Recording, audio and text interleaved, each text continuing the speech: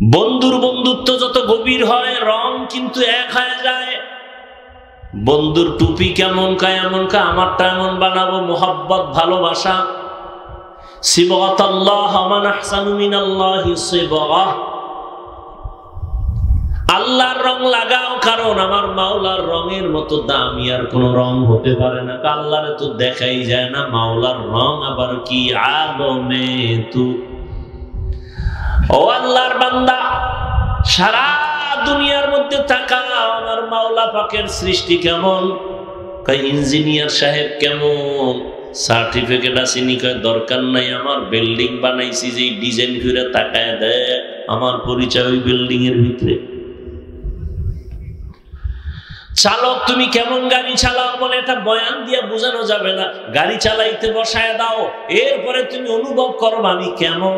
আমার কাগজ তোমাকে প্রমাণ করতে পারবে না আমি কেমন।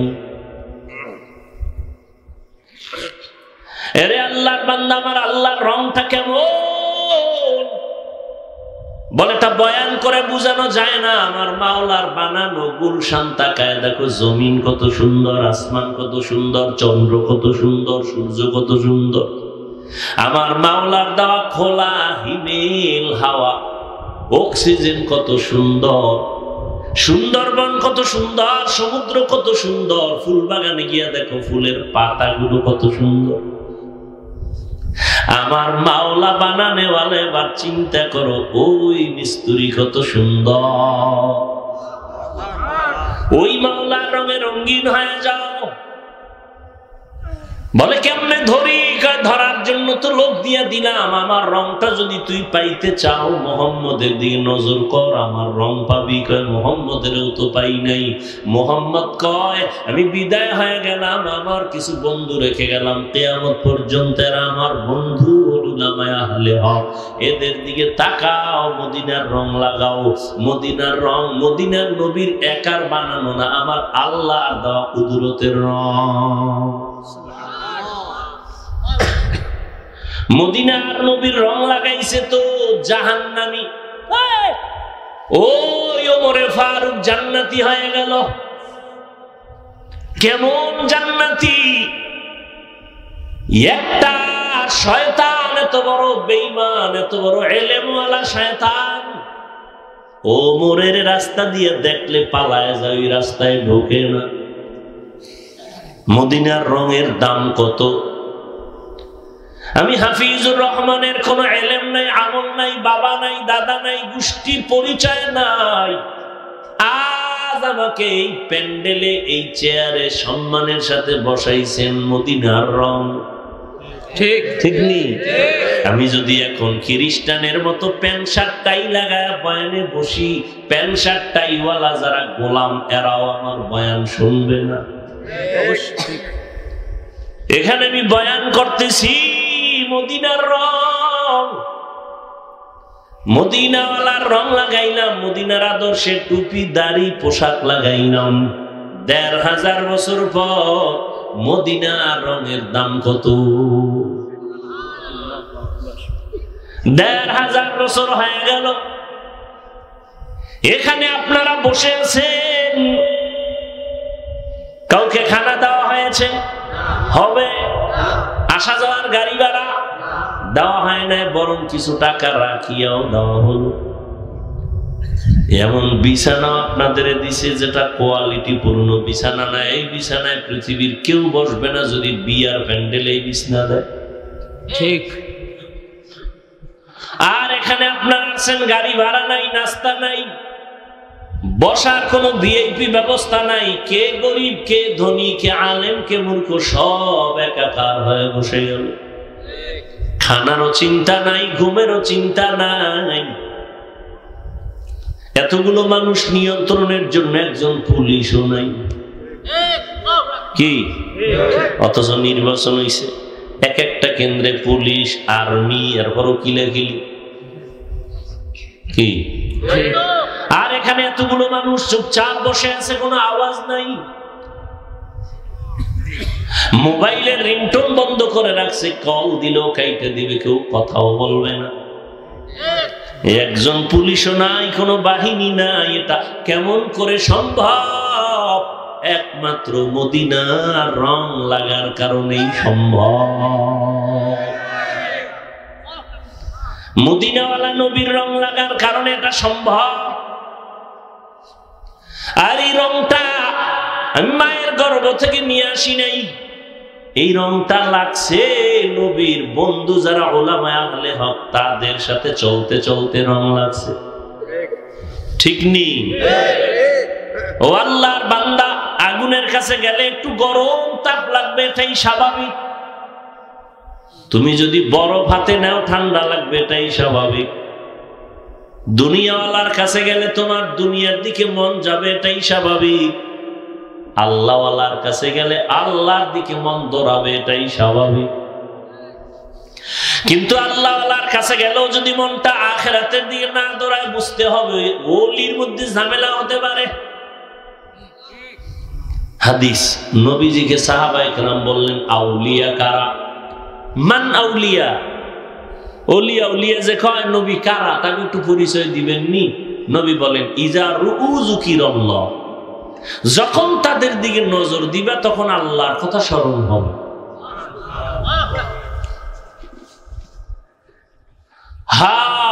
থানবী রহমাতুল্লাহি আলাইহি বাংলাদেশে আছেন, উলামায়ে কেরাম প্রশ্ন করলেন, হযরত হাদিসে আছে সন্তান মা বাবার দিকে নজর করলে বাইতুল্লাহর জিয়ারতের সওয়াব পায়, হজের সওয়াব পায়, পায় না? খুব খেয়াল করেন প্রশ্নটা, প্রশ্ন কিন্তু এটা না, প্রশ্ন সামনে। বাইতুল্লাহর দিকে মা বাবার দিকে তাকাইলে বাইতুল্লাহর জিয়ারতের সওয়াব, বাইতুল্লাহর সওয়াব। কিন্তু আপনাদের মতো খাঁটি ওলি যারা, তাদের দিকে তাকাইলে আমরা কি পাবো? এটা তো হাদিসে পাইলাম না। মা বাবার দিকে তাকাইলে বাইতুল্লাহর জিয়ারত পায়, বাইতুল্লাহ পায়। আল্লাহওয়ালার দিকে তাকাইলে কি পাবো? থানবী রাহমাতুল্লাহি আলাইহি জবাব দেন, মা বাবার দিকে যদি নেক নজরে সন্তান তাকায়, বাইতুল্লাহরে পায়। আর আল্লাহর ওলি যারা, তাদের দিকে যদি নেক নজরে তাকায়, বাইতুল্লাহ পায় না, বাইতুল্লাহর মালিকের পায়। আউলিয়ারা কারে উকবা ইখতিয়ার, জাহেলারা কারে দুনিয়া ইখতিয়ার। মাইলে মোমেন সোয়ে মোমেন মিশাবদ, মাইলে কাফের সোয়ে কাফের মিশাবদ। তাকওয়া অর্জন করো, খাঁটি আল্লাহওয়ালাদের নেক নজরের দ্বারা তাকওয়া অর্জন করো। লিকুল্লি শাইইন মা'দিনুন ওয়া মা'দিনুত তাকওয়া কুলুবুল আরিফিন। প্রত্যেকটা দামি জিনিস রাখার একটা গোডাউন আছে। ও আল্লাহর বান্দা, তাকওয়ার গোডাউন হলো আল্লাহর আরেফ যারা বান্দা, তাদের কলব হলো তাকওয়ার গোডাউন। তারা যখন নেক নজর লাগায়, কলবে তাকওয়া তৈরি হয়। নজরের মধ্যেই পাওয়ার, নজরের মধ্যে পাওয়ার। মুরব্বীরা কুমির দেখছেন না? কুমিরে বাচ্চা দেয় কেমনে জানেননি? খবর নেই। কুমিরে বাচ্চা দেয়, আগে ডিম দেয়। কি দেয়? ডিম 10 হাত দূরে রাখে। ওই ডিম রেখে ওই ডিমের দিকে তাওয়াজ্জু দেয়, নজর দেয়, এক ধ্যান।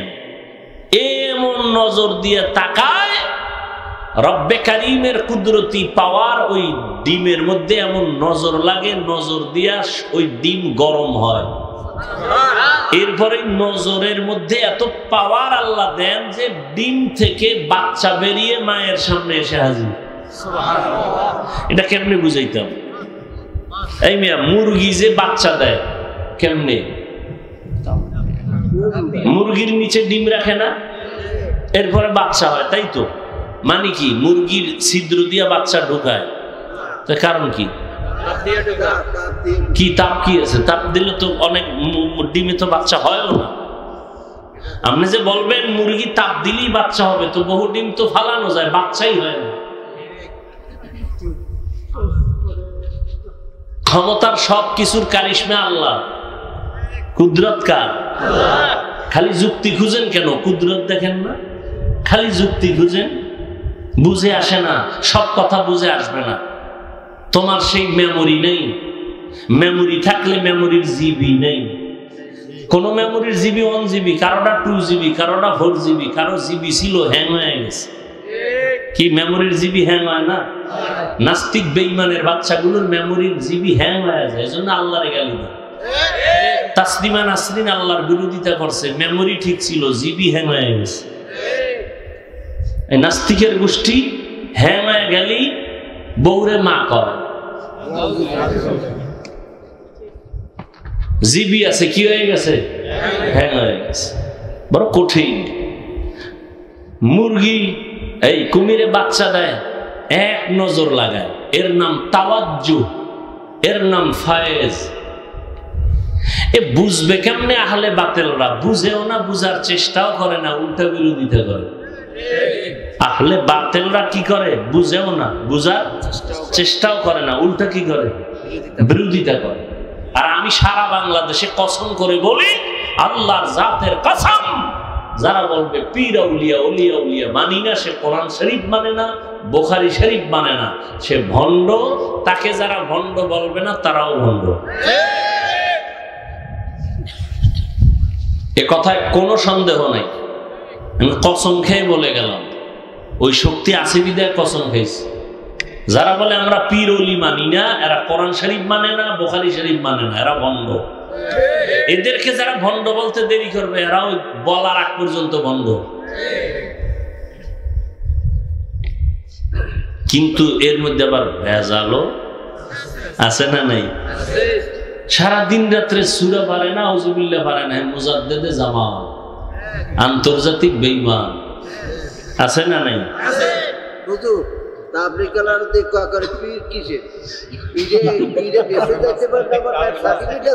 না, এটা তো আমরাও আমাদের কাজ কি বুঝাই দাও, ওখানে গেলে এই ফিডা, এখানে আইলে শান্তি।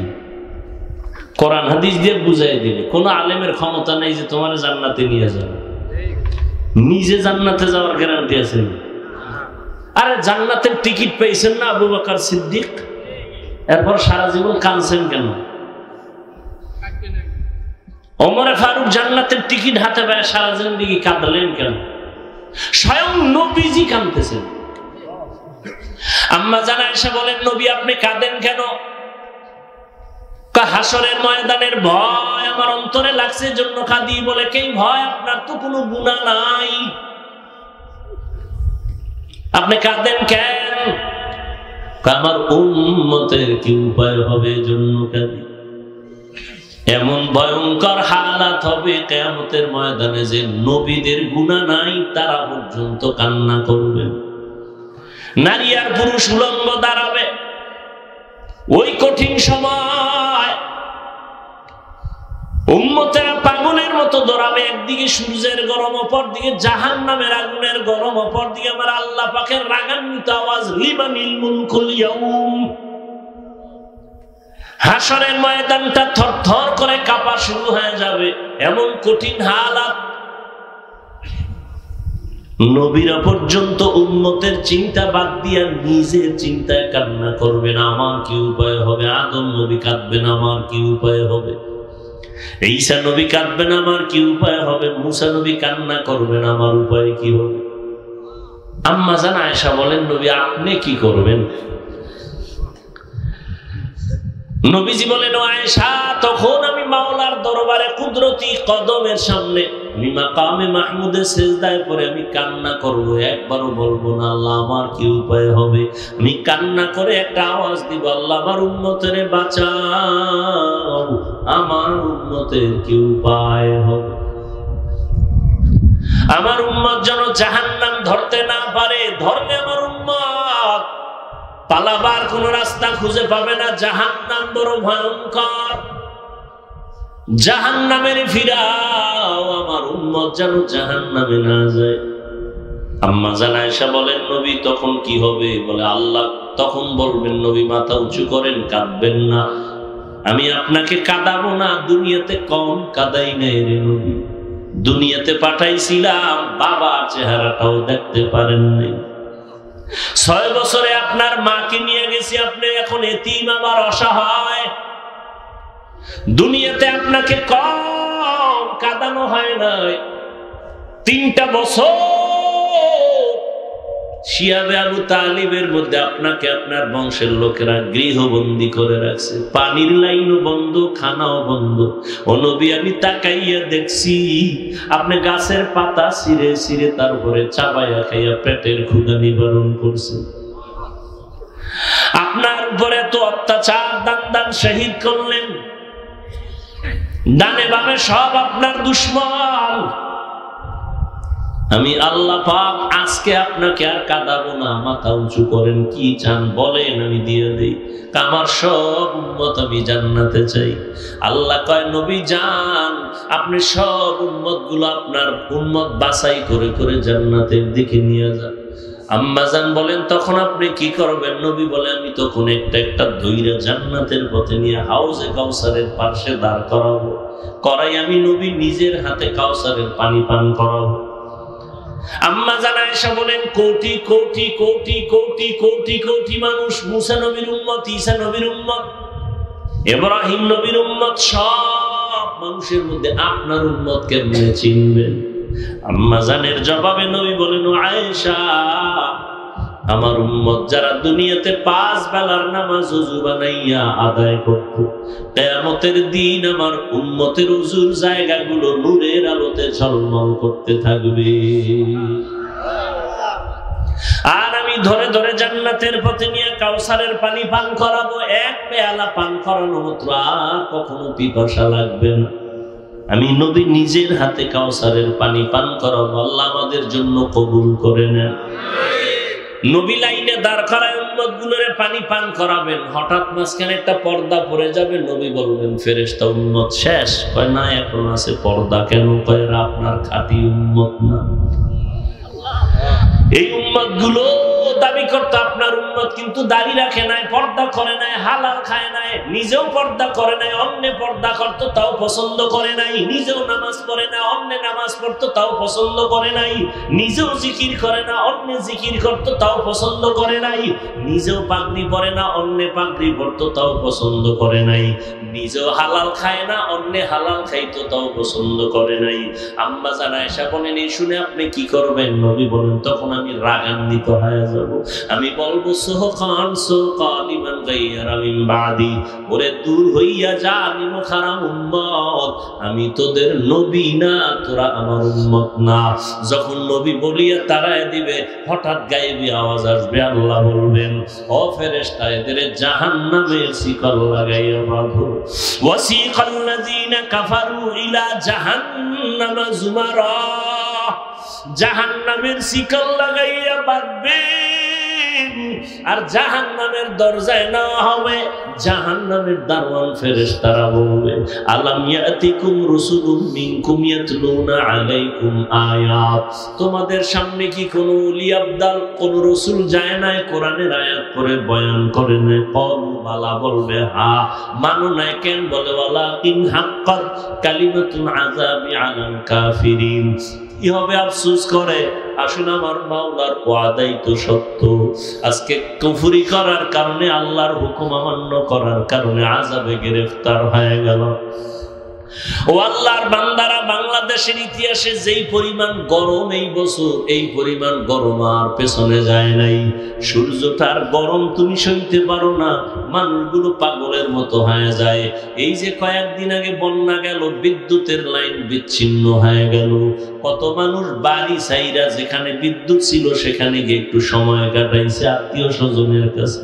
ও আল্লাহর বান্দা, গুনাহ নিয়ে যদি কবরে যাও, কিয়ামতের ময়দানে আমার নবী যদি শাফাআত না করে ভাগায়া দেয়, ওই দিন সূর্যের তাপটা যখন শুরু হয়ে যাবে, মাথার মগজগুলো ভাতের মারের মতো ফুটতে থাকবে, পায়খানার রাস্তা দিয়ে পেটের নাড়ি ভুঁড়িগুলো পড়ে যাবে, আর মানুষগুলো বেহুশায় বেকারার হয়ে বলবে, পানি। আল্লাহ পাক তখন পানি পুষগুলো জাহান্নামের থেকে আইনা এগুলো গলিত নয় নারী বুড়িগুলো গরম করে করে এরপরে মানুষের সামনে দিবে। আম্মা জান আয়েশাও কাঁদতেছেন, রহমতের নবীও কান্না করতেছেন জাহান্নামের আযাবের ভয়ে। একজন সাহাবী আম্মা জানের কাছে নবীর ইন্তেকালের পরে গেলেন। কিছুদিন পরে গিয়া কয় আম্মা জান আপনি নবীর অত্যন্ত কাছের মানুষ, কাছের বিবি, নবীর জীবনের কোন অলৌকিক ঘটনা জানা আসেনি শুনাইবেন। আম্মা জান কয় নবীর এমন কি ঘটনা আছে যেটা আশ্চর্য না? সবই তো আশ্চর্য। কথা শুনবা? একটা শুনো, একটা শুনাই শোনো। রহমতের নবী এশার নামাজের পর আমার ঘরে আছেন, আমার হুজরায় আসলেন। আসার পরে মুস্কি হাসি দিয়ে কয় ও বিবি আয়েশা হুমায়রা, আমারে আজকে রাতের জন্য একটু ছুটি দেওয়া যাবে? আম্মা জান বলেন আমি ভাবছি হয়তো অন্য কোনো বিবির ঘরে যাবেন। আমি বললাম ইয়া রাসূলুল্লাহ আপনি কথা বলবেন আর আমি কি আটকায় রাখবো? না, আপনার জন্য যা বলবেন আমি তাতেই খুশি। ভাবলাম নবীজি আমার থেকে ছুটি নিয়ে বোধহয় অন্য কারো ঘরে যাবেন, বিবির ঘর। আমি তো শুয়ে পড়ছি এশার পর। নবীর অভ্যাস ছিল এশা বইরে ঘুমায় যাইতেন, শুয়ে পড়তেন, কথা বলতেন না। এশার সাথে সাথে শুয়ে পড়তেন, কোনো কথা নাই, কিচ্ছু নাই, বয়ান নাই। আবার গভীর রাতে ওইটা মাওলার আদালতে দাঁড়ায় যাইতেন।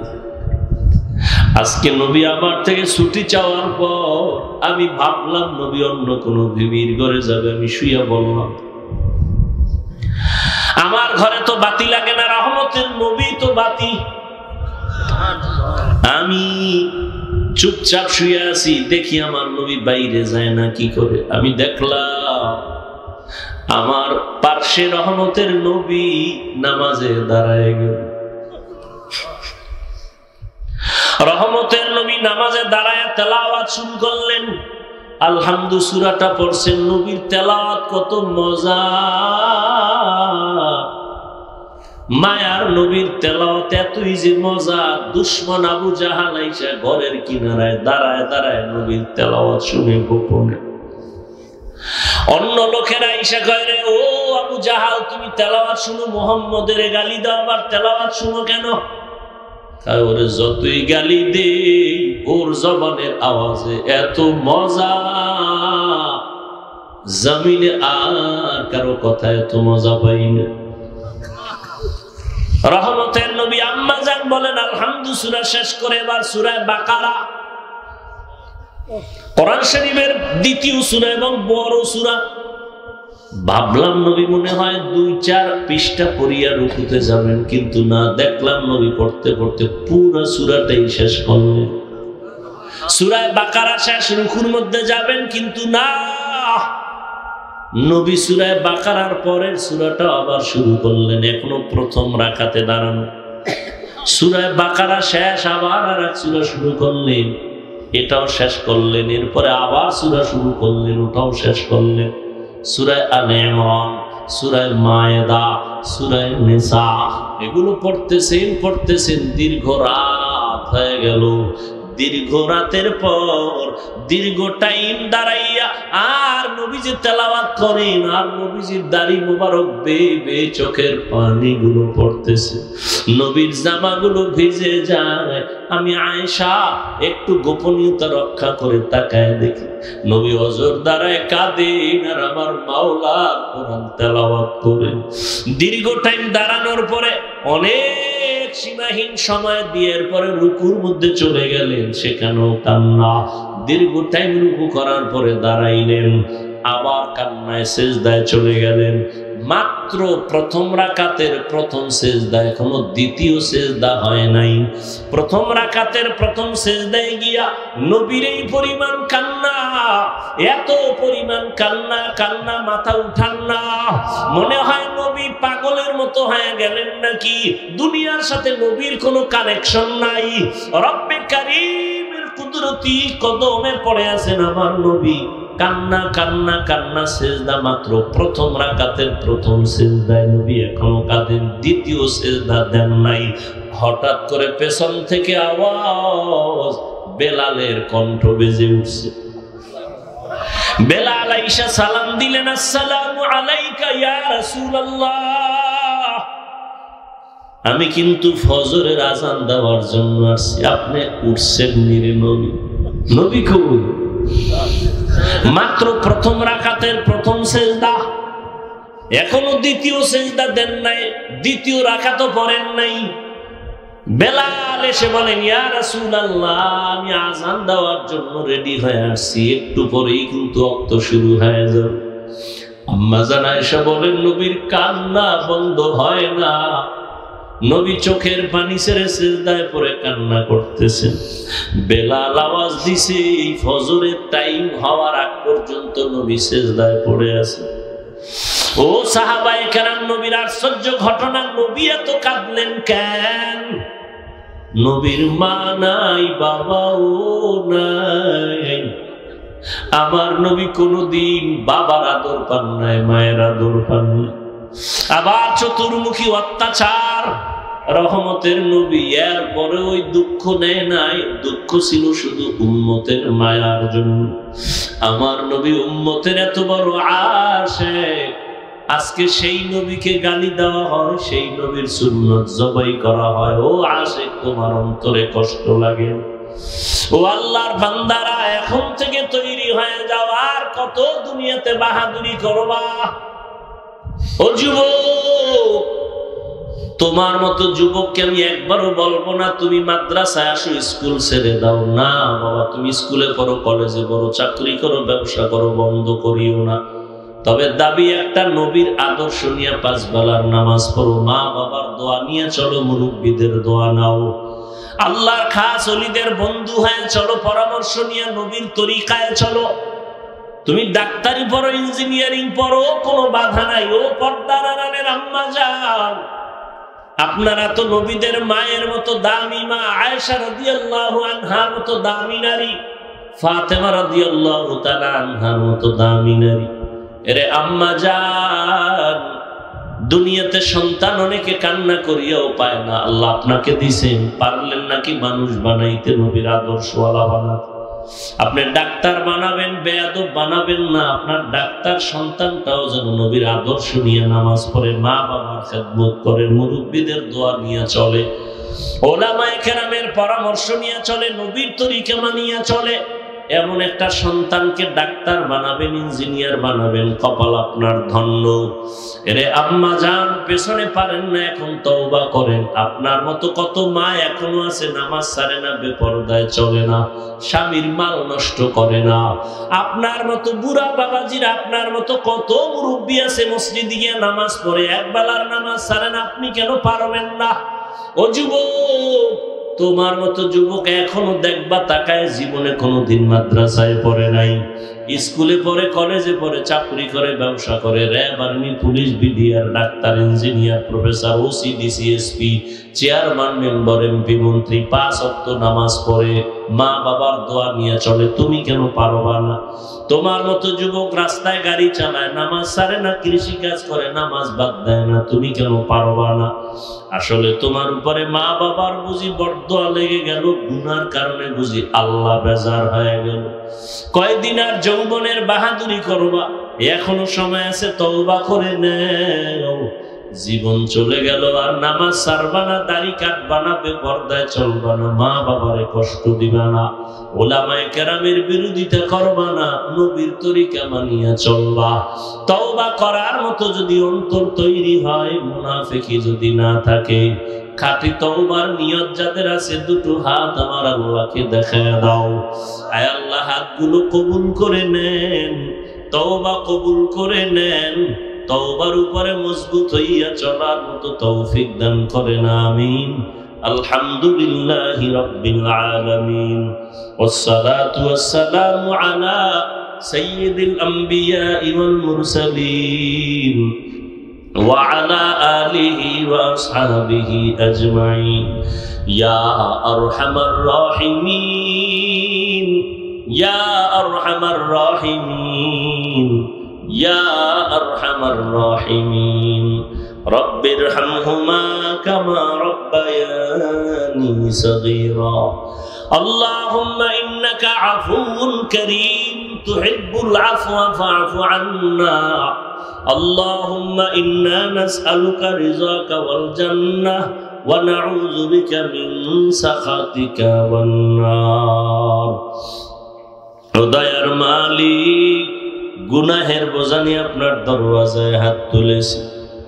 আয় আল্লাহ, দুনিয়াতে আসার পরে জীবন কতই না পবিত্র ছিল, আজকে গুনার কারণে আমার হাত না পাক, চোখ না পাক, জিহ্বা না পাক, অন্তর না পাক। তওবার নিয়তে হাত তুলেছি রে আল্লাহ, জীবনে আর গুনাহ করব না, নামাজ ছাড়বো না, দাড়ি কাটবো না, বেপরদায় চলবো না, মা বাবারে কষ্ট দিব না, ওলামায়ে কেরামের পরামর্শ নিয়ে নবীর সুন্নাত অনুযায়ী চলবো।